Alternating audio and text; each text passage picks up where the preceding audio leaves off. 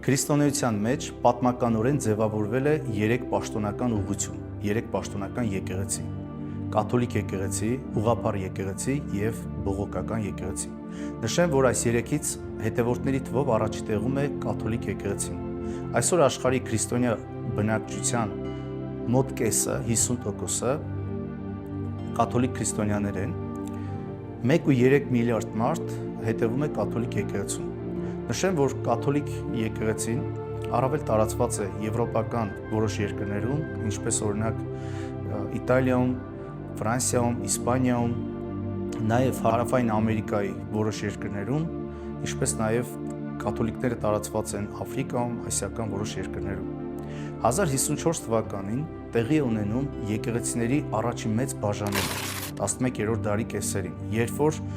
հռոմեական արևմտյան եկեղեցուց անջատվում է, բաժանվում է Կոստանդնուպոլսի արևելյան եկեղեցին, որը այսուհետ կոչվում է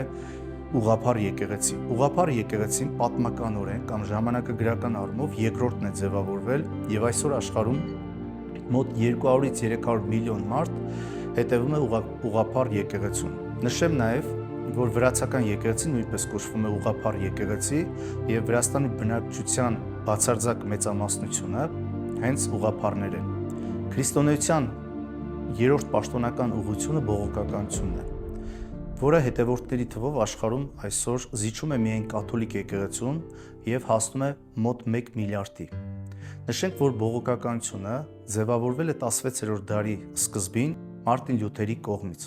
Բողոքականությունը ամենադինամիկ աճող ուղղությունն է այսօր քրիստոնեական եկեղեցիների մեջ։ Բողոքականությունը առավել տարածված է Շվեդիայում, Ֆինլանդիայում,